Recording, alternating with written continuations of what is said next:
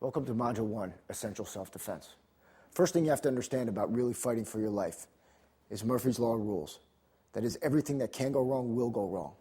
In the nice confines of the dojo with friends and dojo mates, you've got plenty of space around, and there's nice tatamis, it's nice flat. I've got space in either, I've got distance and space and nice clear in either direction, and there's no obstructions, and you don't have to worry about tripping or falling or under debris on the ground.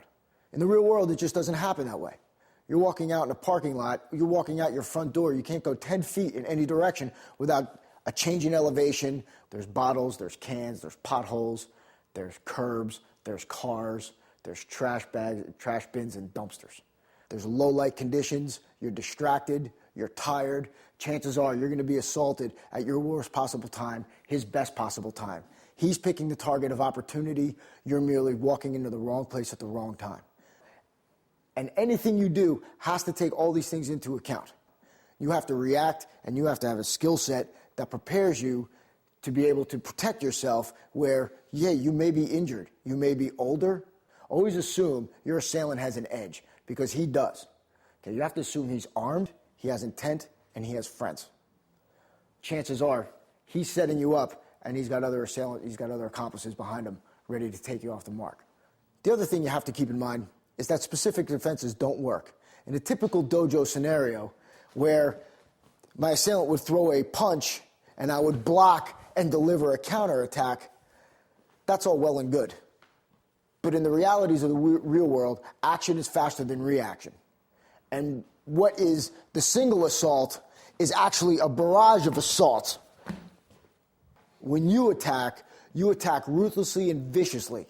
And you don't just attack with one single counterattack. It's a barrage of attacks. And assume he's got the worst in store for you as well. So when you're sitting here and you're thinking that this is going to be this one punch and I can block and I can do all kinds, no way. It's never going to happen. The other thing you need to assume is that he is armed. Under low light conditions, who knows if that punch is a punch or it's a stab? How do I know to prescribe the correct block for the correct punch? It just can't happen. Your mind doesn't work that way. Having separate techniques for weapons, having separate techniques for multiple assailants, having separate techniques for each individual situations only leaves you vulnerable, and it's going to get you killed. The next thing to consider is what your body's going to do when you're under the stress of hormone-induced heart rate increase or fear. When you're walking out to your car, when you're leaving your apartment or your house, and you're assaulted, your body gets ready for fight or flight. And what happens is you're going to lose control of all your fine motor skills. You're going to get tunnel vision. You're going to have auditory exclusion. It means you're not going to be able to see anything. You're not going to be able to hear everything. And techniques that require some type of, intricate movements and they're not going to happen, and they're not going to be there for you. Okay, the good news is with the adrenaline dump, your strength is going to increase, and you're going to be able to channel that into techniques that use basic gross motor mechanics. Okay, you have to be aware, and you have to understand your surroundings. There's really only 3 ways that this guy can approach you, or he can get close to you. 1, he comes to you. Okay? 2, you go to him. Or 3, he uses his environment to get you close to him, whether he's hiding between parked cars or next to a delivery van or a wall. So it's really quite simple. You need to be aware. Being aware is half the battle. If you're not aware, there's no martial art or self-defense system in the world that's going to help you. This may be just the initial threat. He could have a partner behind me with a brick just ready to knock me over the head. The other thing you need to do is trust your instinct. Again, at the core, we're all animals, and we're a little bit more perceptive than we give ourselves credit. Whether it's women's intuition or gut feeling, pay attention to it. Maybe you want to go back into the bar. Maybe you want to go get a friend. Maybe you want to call somebody. Maybe you don't want to go into that room. But paying attention to that instinct solves a lot of problems, and it'll save you a lot of grief and agony. Okay, and lastly, there are 3 things that every criminal fears. 1 is being identified, 2 is being caught, and 3 is being injured. So the longer you prolong the assault and prolong their exposure, the greater you increase the risk of one of those 3 things happening. Now, each self-defense or effective self-defense depends on 3 key components: distance, momentum, and balance. As you said before, action is faster than reaction. So you want to be far enough away from him where if he has to hit me, he has to shift his weight. Obviously, if I'm standing this close and my assailant goes to attack me, there's not a lot I can do. But taking a step back where he has to shift his weight, now I can affect a response. First things first, always reestablish distance. The position is important too. We always want to line up on his center line, which brings us to balance. Break his, maintain yours.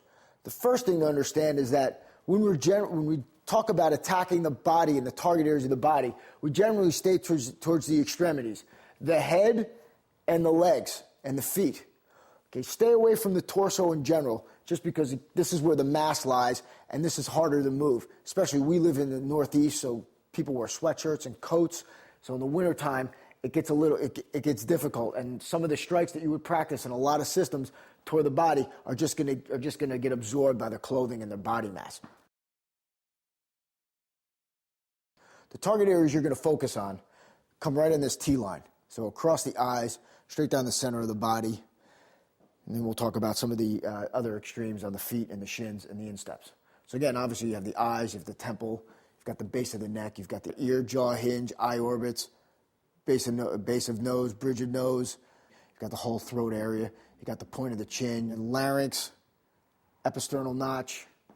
Again, down to the bladder, spleen, solar plexus, testicles, shins, insteps, turning around, base of the skull or base of the neck, traveling down the spine. And again, more difficult to cause an effect. Kidneys, coccyx, back of knees, and Achilles. These are the target areas you're going to exploit. Striking the larynx, okay, can it be effective? Obviously be a kill shot. Most any part of the body, any part of these areas, the harder and more frequently you hit them, the more devastating the effect. The testicles, again, when we're talking about seizing the testicles or grabbing the testicles, you're going to come straight up, turn, and grab. Okay, we'll get into more of that later in the videos, but still, again, not striking at the testicles, okay? Don't strike at them. You strike up and in. Like if you were going to be driving a knee, and in, not at. Most people fall short because they attack the testicles straight on. You have to think of them as a speed bag. So they're either to be smashed straight up or pulled off, not hit on the side. The other thing for breaking their balance, the head and the feet always exploit the extremities. The head, very simple. I can pull him down, or I can push him back. Feet, a kick, a stomp, even though, technically we're not even talking about throwing, but even just tripping him and taking his leg out. We don't do this with throws and pushes. We do this with gouges and strikes and stomps to break his balance with kicks and strikes to the head and to the legs. Next is our position. Okay. You want to line up on his center line. Okay, which, if you put a line in between his feet and intersect it with a perpendicular line, that's our point of entry. And there's really only 3 stances or 3 positions he can stand in. One is his right foot forward, or his left foot forward, or square. Both feet the same. That's it. So if he were to put his left foot forward, again, that line changes a bit. I would step over here. Okay. Square again. Actually, face the camera. Okay. So, again, breaking his balance. Line in between his feet, perpendicular line. It's obvious that Pete is strong from this position. But if I move on that line, push him, he moves back. You can face the camera this way. I face this way. Good. Again, strong from the side. Okay, weak on that line. Stagger your feet. Good. Now, same thing. Line, intersect it, step off, push. When all possible, whenever possible, you want to stay on that line. The last component is momentum. Okay, really simple. You always want to be where he's standing. So we're here even just by simply moving into him, there's not a whole lot he can do. Gaining momentum, taking ground is not just with one blow, but a series of blows. So when you're exploiting your target's center line and you're moving in, constantly hacking and driving and taking ground, that's how you gain momentum. So again, you want to be far enough away where if he's going to assault you, he's got to shift his weight. You want to be on his center line and exploit his balance by striking at his extremities, his head and his legs and below his waist. Okay, and you always want to be where he's standing. Again, distance, momentum, and balance. 3 components you need for successful self-defense. So, breaking his balance, maintaining yours. I'm going to step and I'm going to be right on that line. Now, where I want to exploit his center line, okay, I don't want him to take advantage of mine. So simply, I would just put my hands out to the side, turn on that 45-degree angle, and this is my position. Again, notice, foot back, I'm not in a stance. My position is weight off my back foot, weight on my front foot. Now, if Pete were to shift his feet in any way, I would move. Now, if Pete were to adjust again, that's the time I would attack. That's it. This is what we call basically our interview stance. Okay, I'm trying to determine what his intentions are.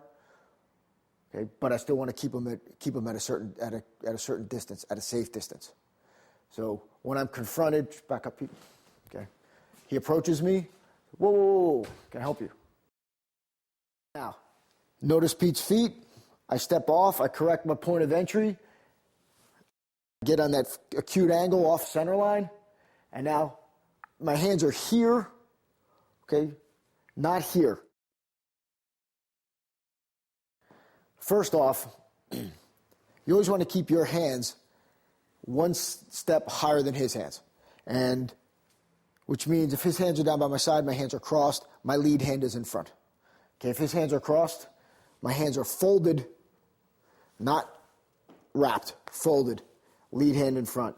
His hands are folded, my hands are up here, we always call it the old Jack Benny, up here, or I'm talking to him like this. Again, there's not a big difference between this and this, okay, except for what a witness sees. So, hands up, defensive position. Doesn't matter. You can still do everything you need to do out of this position. So, our weight is forward. Again, lead with speed, follow with power. Lead with speed, follow with power. So my weight is going to be on my front foot. Okay, because when we start from this position, I'm not going to wait for him to throw a punch, throw a kick, grab me. As soon as he moves, I'm going to explode into him. Explode into him. But I can't telegraph it, because any type of winding up motion, any type of reeling motion is going to clue him into what I got in store for him. After the fact, and after you do enough damage to him, you can start really winding up and laying the wood to him. But first, you're approached, he comes in, you reestablish distance, okay, and you get on the correct point of entry. As you said before, anything that can happen will happen. You're going to be assaulted under the worst possible conditions at the worst possible time. Doesn't matter. Again, we're in a nice, clean dojo, like I mentioned before. But in reality, it's going to be in a nicey parking lot, the woods, jungle, the beach. So your footwork is extremely important. Whenever you're moving and whenever you're taking ground, it's always in a stomping manner. Always taking ground, always stomping. Does a few things. One, all the stomps and our knee strikes and foot stomps. Okay. Two, Sliding is nice and it looks pretty, but it's not what the real world is about. Picking your feet up accounts for debris, changes in elevation, ice, sand, mud. So picking your feet up solves all those problems. All of them. Lastly, again, peripheral effect may have some psychological effect as you're hitting and moving. Okay? But always picking your feet up, always stomping, always taking ground. And every part of your body causes damage. Your head, your shoulder, your hip, everything. Now, as we're taking ground and breaking his balance and momentum, I know we talked about the real possibility of having another assailant. By you being a moving target, it flushes out anybody who's hiding in the wings waiting to take you out. So where X marks the spot, you want to get far enough away from this spot as possible. So when you're hacking and you're moving and you're driving, you're moving down the lane, moving away from where they pick the spot, where they pick the point of opportunity. First, the drop step. As I mentioned before, we line up on that acute angle. We're on that point of entry. Our weight is on our front foot. Our back foot is can just have it off the ground, just your heel off the ground. So all that weight's on that front foot. So if you were to just pick your foot up, you would fall into it. And when you're moving and you're falling, to make sure that you're getting all your body weight into your technique and into your strikes, you want to have all that weight on the front foot, and you have to have that feeling of falling. The other advantage to having your foot back in this position, if all of a sudden he were to charge me or to come at me and bear hug me, okay, at least I have some type of balance where I could protect myself. So as he's moving into me, and at least I can catch him and do something. If my feet were square and I'm facing him square and he moves into me, now I got real problems. Again, we can't wind up. There is no doubt that you can generate more power winding up. But again, the parameters at which we're dealing with, we're not telegraphing what we're doing. We're striking first. Okay. So I don't want to do anything that causes him to, put your hands up, that causes him to react. Nothing. Okay. I want to hit him as fast as possible. And the drop step, the initial drop step, makes this possible. Again, you want to keep that momentum going as you're taking ground, as you're moving into him, as you're entering on that point of entry line, and you want to keep taking pieces and pieces. It's like a wave. Just one strike, one step, one stomp, over and over and over again until there's nothing left. So we establish distance. Again, just the drop step. There's a couple ways you can practice this. Come a little closer just now, Pete. Okay, good. I'm just going to practice with the point of our shoulder. You're going to have your weight forward. You're just going to drop into them. Again, here, weight forward, drop. Now also, hand forward. So your weight's going to be forward. You're just going to drop. Make sure your hand hits your target first. Hand hits your target first. That way you can make sure that all your weight is going to be behind that first blow. If I'm stepping, and my foot's landing first, and then my hand is, all my weight's not behind my blow. Okay. So, drop step. Yeah. Let this rear foot just follow naturally. Drop step. Ideally, you want to constantly be stepping on that center line and moving and pushing him back so you can penetrate and drive him. That'll keep him off balance, and that'll keep him moving backwards.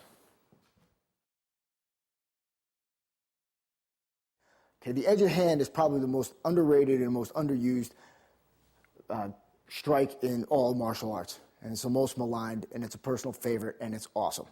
So the edge of hand fits anywhere. You can hit virtually anywhere on the body. No damage. No damage. With a minimum of conditioning.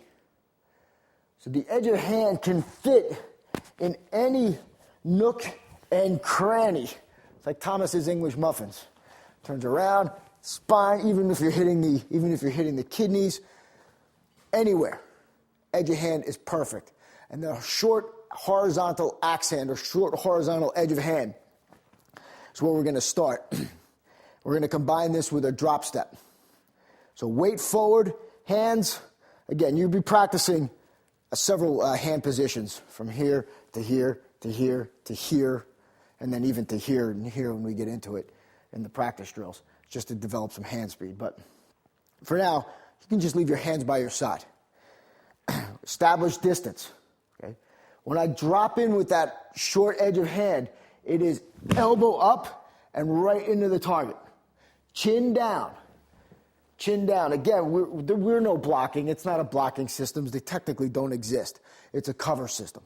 So I am covered and I am moving in here. All he's getting is my elbow. And this hand chop, chop, chop, chop. Okay?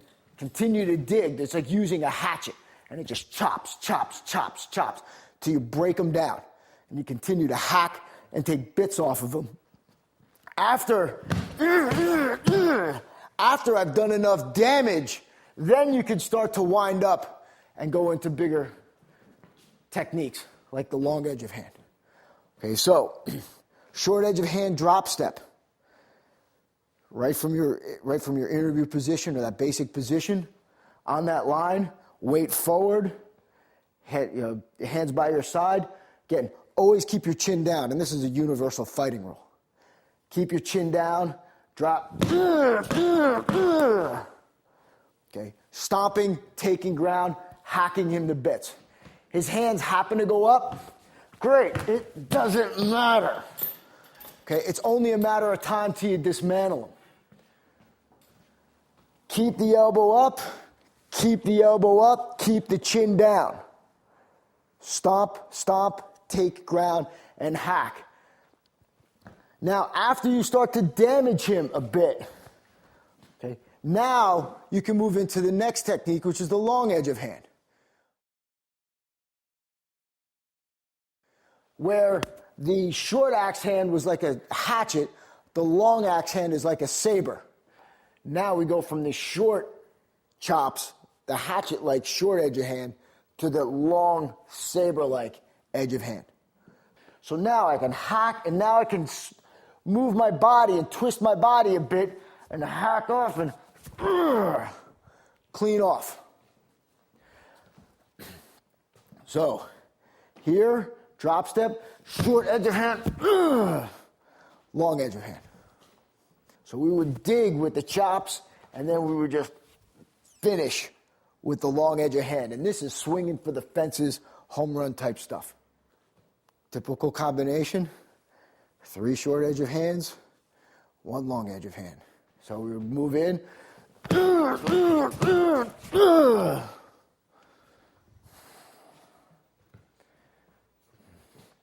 So even if you get jammed up, comes in, it doesn't matter because I'm still cutting through. Still cutting through. Catching the elbow, shoulder, it doesn't matter. Cuts through.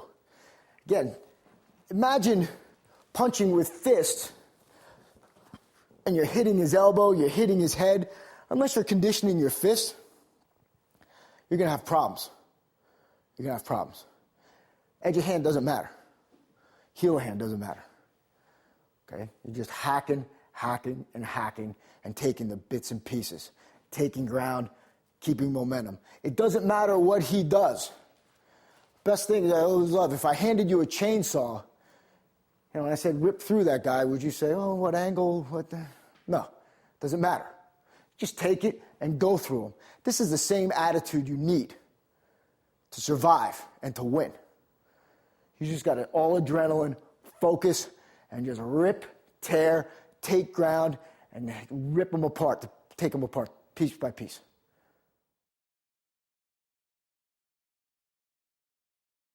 So we covered the basic horizontal edge of hands with the short edge of hand and the long edge of hand. Next is the vertical edge of hand, which as opposed to the horizontal edge of hand comes down in the vertical plane and drops straight down. This is excellent for the collarbone, nape of the neck, nape of the neck target areas. Even the head, the face, the side of the head, the ear. I mean, anything. It just comes down like an axe. So where you would start 1, 2, especially if, Pete puts his hands up, okay? Now hack, straight down, hack, hack. Okay, so when we come in with this rear vertical edge of hand, it can't wind up. Again, before, like we said, I can only start to take my hand away from his body after I've done enough damage to him. So for now, we hack, we keep it tight to our body, and move in. So we would start short edge of hand, vertical edge of hand. So our center line, step, short, short,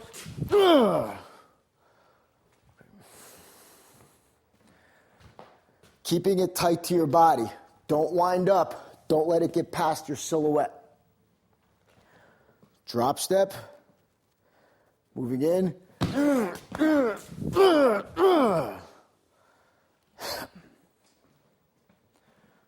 Okay. When we drop this down, damage of the collarbone. Anywhere in this area, again, like we said before, it's a target-rich environment, is going to get a desired effect you want. Anything from breaking the collarbone to causing the disruption in the nervous system to just shut them down and knock them out. So again, a vertical edge of hand. We can open up with that short edge of hand. Bang, drop them straight down. Primarily, we keep the lead hand moving as fast as possible and as often as possible in the beginning until we've done some damage to open him up for the rear part of the body. Rear part of the body tends to take a little longer, but it delivers more power. So again, getting back to the speed and power trade-off. So start again here. So the vertical edge of hand could be even just from this position. We're just tapping, bang, and start. Okay. So short, we're going to see short axe of hand, long axe hand, vertical edge of hand. Okay, as we wear him down, as we break him down, and we move him, then we can take bigger chunks away from him. So from that drop step position, 1, okay. And as you can see, we're going to start to incorporate more knees and more stomps as we continue to take pieces away and move into them. Because after here, okay, there's our knee. Just a point on the knee. We'll get into it later. But driving that knee straight up, again, getting back to our testicle analogy, the speed bag, don't want to hit at it. I want to drive straight in and step past. So I'm actually coming up from underneath and striking the testicles. Now, after we've broken him down, now I can use my drop vertical edge of hand. Now I can wind up, and now I can finish him. And that ends everything right there. Okay, striking the base of the neck, base of the skull, base of the spine. Obviously, from this position, he's not in a really good position to attack me. So again, we can take that time, wind up, drop the body weight right into the vertical edge of hand. So just like we're dropping and driving forward, we're dropping our body weight down into our edge of hands. So we're driving, now with the vertical edge of hand, dropping. Again, just drop. Whole body, drop. As we break him down, we strike him, we saddle kick him, hand, strike, and drop it straight down. Drop it straight down.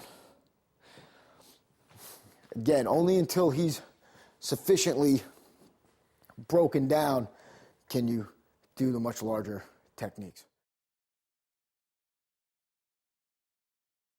Okay, so after we've got him broken down, we're doing that vertical axe hand.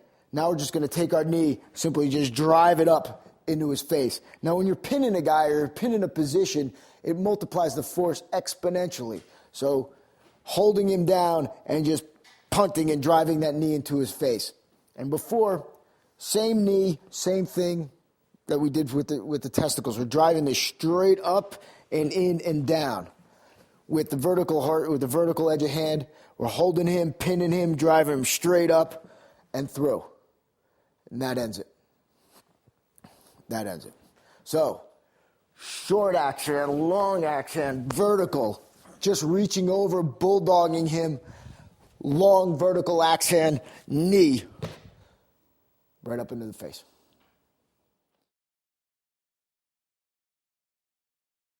Next technique is a shoulder stop. Again, we could be in just in a little tighter situation, or you could be just fronting me, and I just want to just take him off balance right away. Okay, it's a nice option. We use it in the grabs and holds a lot. It just negates the side of his body. You do single, okay, or you can do double. So in a situation we're fronted, we step back.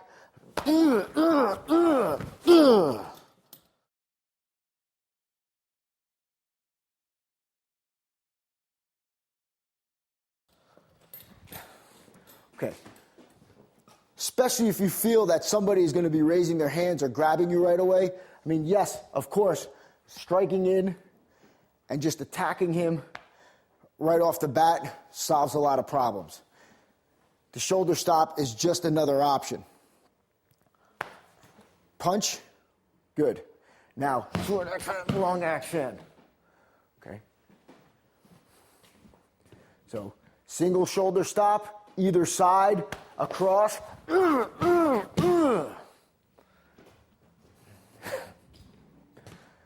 Double shoulder stop.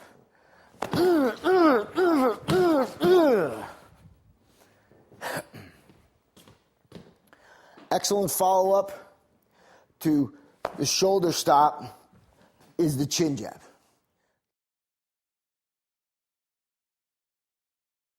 Two areas of the hand that we concentrate on, again, are the edge of hand and the heel of hand. Okay, they don't need to be really conditioned too much. An average person, not at all, and they can be really devastating with even a minimal amount of training. So the shoulder stop is using that heel of hand, and it's just simply just pushing it out, stopping his momentum, taking him off balance, either single or double. This is the same motion as coming into the Tiger Claw, the chin jab, as William Everett Fairburn of the Shanghai Municipal Police, who is the forefather of modern hand-to-hand combat. This was his favorite technique. So, chin jab just drives straight up the body, right up the center line. Again, connecting with the heel of the hand, fingers are pulled back, hand is open. Straight up, bang, into the target. Again, even if his head's moved a little bit, it doesn't matter. It doesn't matter. He's turned to the base of the skull. Really, anywhere around his head, techniques work. Completely and utterly, perfectly effective. All of the techniques in this module can be done to a variety of body part, in fact, any body part. And that's the way they're supposed to be trained. Just if you practice the techniques alone that you're discovering right now, ruthlessly, religiously, you're going to have a devastating system in its own. Okay, and the chin jab is the cornerstone of this system. So, you have your shoulder stop, okay? Chin jab, straight up the body, in, okay? Working it into a combination could be, so a shoulder stop, chin jab. Short edge of hand, long edge of hand, chin jab. Again, chin jab, making contact with the chin, causing referral shock to the real damage. And you'll catch the chin and the jaw, but the real damage happens to the base of the skull when he gets whiplashed back, and it snaps his neck and pinwheels him. And there's really no place his body's going to go. Nothing to do. It just pops off like a bottle cap. Okay. Again, driving straight in, Again, getting the referral shock, getting the head to snap back, getting that whiplash motion. Devastating, devastating technique.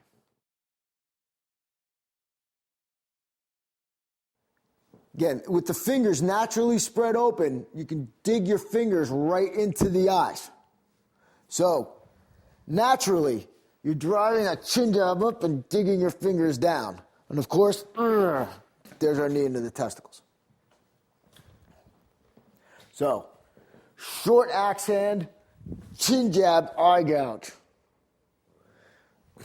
Again, it naturally just drops into it. Now, when you're dropping in to the finger gouge, pick your elbow up.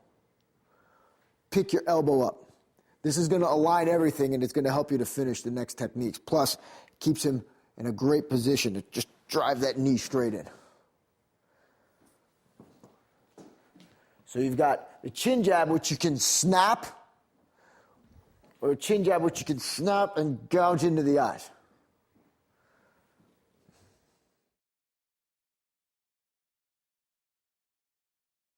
So we have our chin jab, finger gouge, driving the knee into the testicles, drive, continuing to dig in and drive in. Now, this was the straight chin jab. Okay, next is a chin jab with a post. Post just means I secure either his arm, his lower back, anywhere in his body. I've even seen some of the old jiu-jitsu manuals where they actually be doing it up here. The post multiplies the amount of force put into the technique. And the uppercut drives straight up the center line. In fact, when you're practicing, you're driving your forearm into his chest and makes contact, obviously, with where the old chin jab was. So, when we step with a post, get on your center line. Now, when we're practicing this, because the chin jab is meant to be done, the chin jab uppercut is meant to be done from about 6 inches away. So now as you're practicing and you're drilling this technique, you're going to be in a close range now. Again, not necessarily an opening technique, unless, of course, we were starting from out here and he was coming in like a bear hug situation and I was moving in. So, you're just going to step and wrap around the lower body. And the hand is going to come from wherever it is and drive straight up. Straight up. Okay, again, this multiplies the force exponentially. Because again, if I'm sitting here and I'm pushing on Pete, and stand your feet, Pete. Okay? Stand your feet. Stand your feet. Stand up. Okay, good. Okay. You can still kind of fight it. If I'm holding him, okay, stand your feet. Okay. Again, his hips are pinned. There's no place he can go. So think of that. In boxing, they don't let people hook, and they'll let hook and punch for obvious reasons. Again, securing it, there's no place for the head to go. With the post, just turn this way. With the post, nice and tight, okay, there's no place for his body to go. So, you're just going to step, secure your partner, bang, straight up. Can't get around his body, even holding his elbow will give you the same type of effect. Same type of effect. But you have to hold down. Okay. Follow up with this, with the takedown. Okay.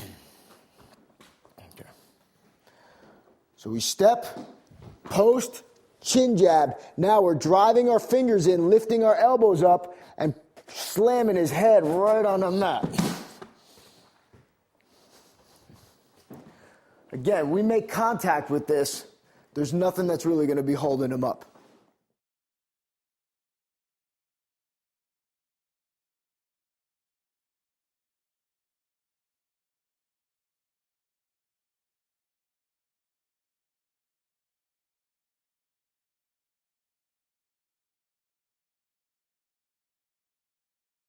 So excellent combination is this short axe hand, long axe hand, chin jab with a post.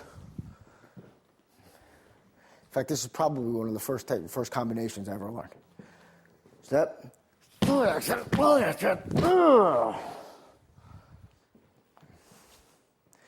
Again, to follow it up, Short axe hand, long axe hand, chin jab, gouge the eyes, drive them down.